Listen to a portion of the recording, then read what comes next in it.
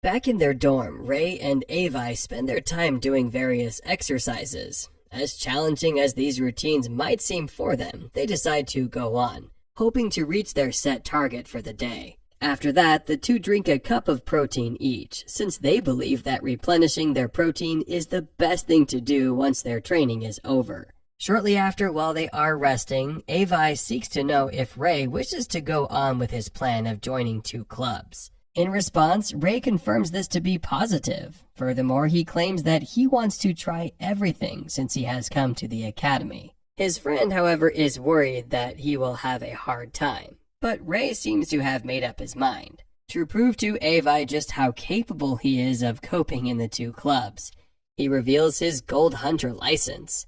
Seeing this, Avi is shocked to the bone. Later that day, Ray heads out to join the first club, which happens to be the Environmental Research Club. He barges into the room and surprisingly sees a group of physically strong men with huge muscles. Getting here, he introduces himself as Ray White. The leader of the club, upon examining Ray, believes he is not capable of joining them. This is more because he thinks Ray will not be able to perform his duties efficiently as a hunter in the club, since he is an ordinary. As much as the leader claims to not discriminate against ordinary people, he thinks Ray's casual-looking body and dull spirit is not what they are looking out for in the Environmental Research Club.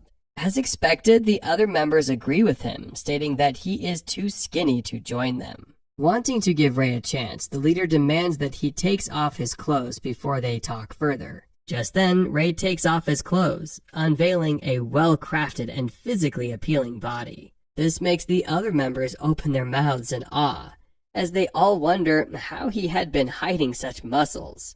Seeing the muscles, the leader commends them, referring to them as good muscles obtained from training. At this time, Ray reveals that he had gotten them from training in his hometown forest. After that, the leader brings out his Gold Hunter license, seeking to know if Ray has a card like that. Shockingly, Ray reveals his, making the other members realize that he is no ordinary, but even more skilled than the rest of them. Realizing just how excellent his talent is, the leader walks up to Ray and welcomes him into the Environmental Research Club. This makes the other members excited. Next, Ray goes to join the next club. There he meets just girls, headed by a lady, Rebecca. When asked why he wants to join the club, he narrates his interest in plants that are doing their hardest to survive. While Rebecca doesn't have an issue with him joining the club, she reminds him that there are no guys there. When he doesn't seem to have a problem with this, she tries to accept him into the club.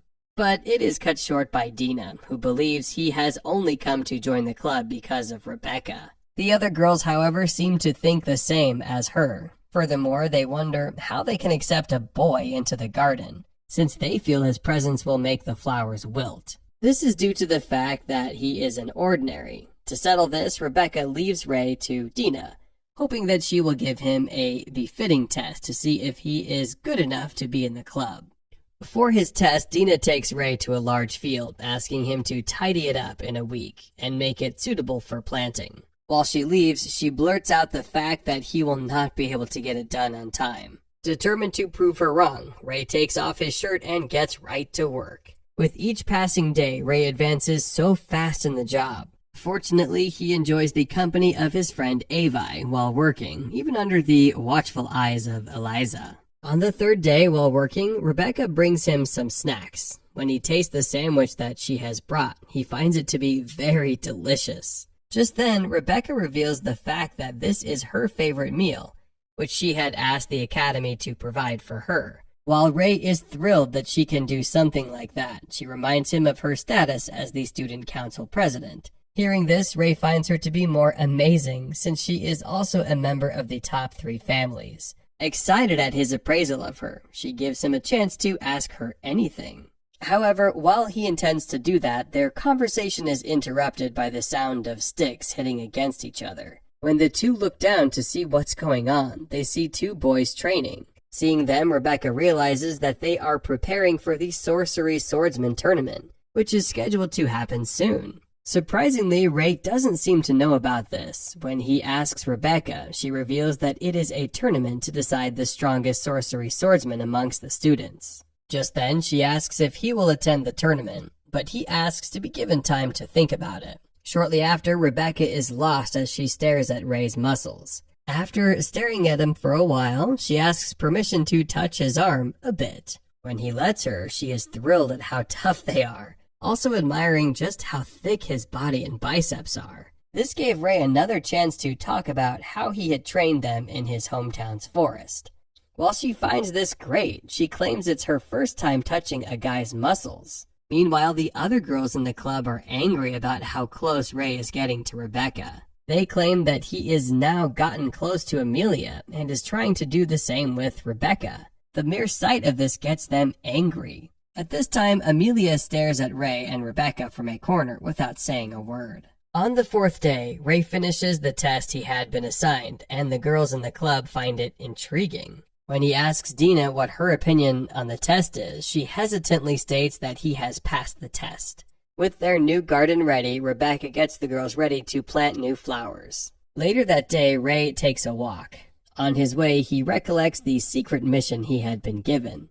Apparently, he had been instructed to find out whom the spy from the Empire was. Since the spy could be hiding in the army, Ray had been sent there to find them. While he ponders about the instructions he had been given, he sees Clarice squatting and lost at the sight of something. When he calls out to her, she is startled at first, but realizing that he was the one who called her, she scolds him for calling her name out of the blue, which seemed to have scared her. He, however, apologizes and asks why she is squatting. In reply, she shows him a pill bug she was looking at. Although she thinks it is strange for a noble lady like her to be interested in bugs, most especially since other girls like her are usually interested in dogs and cats. She recalls this as the reason why she has a few friends. To lift up her mood, Ray informs her about how great her personality is. Then he reveals his not sincere likeness to bugs, offering to be her friend. The sound of the word friend seems unusual for Clarice,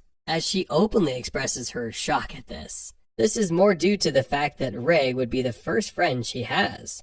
As much as she tries to hold her excitement, Ray promises to tell her about the bugs he had encountered in the forest. The next day at school, the teacher asks a complicated question about sorcery and directs the question at Ray. He explains it in complete detail, illustrating each with a definitive and detailed example. Answering such a question makes the students stare at him in shock. One of them, named Albert, seems to have a hidden hatred for Ray and is pissed that he's able to answer the question. At the end of the class, the teacher announces the return of the Kafka Forest Skill Practical Training. To participate, the students are instructed to divide themselves into parties of 4. While the other students seem to have their team sorted out, Ray ponders about his next line of action. His thoughts are, however, interrupted by Avi, who asks that Ray team up with him. For clarity, Ray seeks to know if it is okay, since he is very bad at magic. However, Avi cares less about that and reminds Ray of just how good he is at physical activities, believing his status as a gold hunter to be worth 100 men. For the third member of their team, Ray invites Eliza to team up with them. She, however, silently declines, since she believes herself to be one with weak stamina. But Ray gives her the motivation that she needs, promising to support her together with Avi. To fill up the space for a fourth member, Amelia asks that she joins them. In response, Ray assures her that her spot has been vacant all along. The fact that Amelia joined Ray's group gets everyone surprised, most especially because she's been scouted by many other teams. On the day of training, the teacher gives instructions, openly stating that the objective of the goal as reaching the goal at the center of the forest. She reminded them to correct as many stamps as possible, further stating that the time limit for the training is 24 hours. Also, as a precaution, she lets them know that the forest they are about to go into is full of monsters, all of which they must fight with resolve. As much as this is their first skill practical training, she urges them not to think of calling for help or risk repeating the year. Then she urges them all to get ready at their starting point. While Ray's team wait at their designated starting point, Eliza is scared. However, Amelia's words motivate her enough to make her gain courage. Meanwhile, Ray and Avi stand side by side as Avi wonders if Ray is agitated.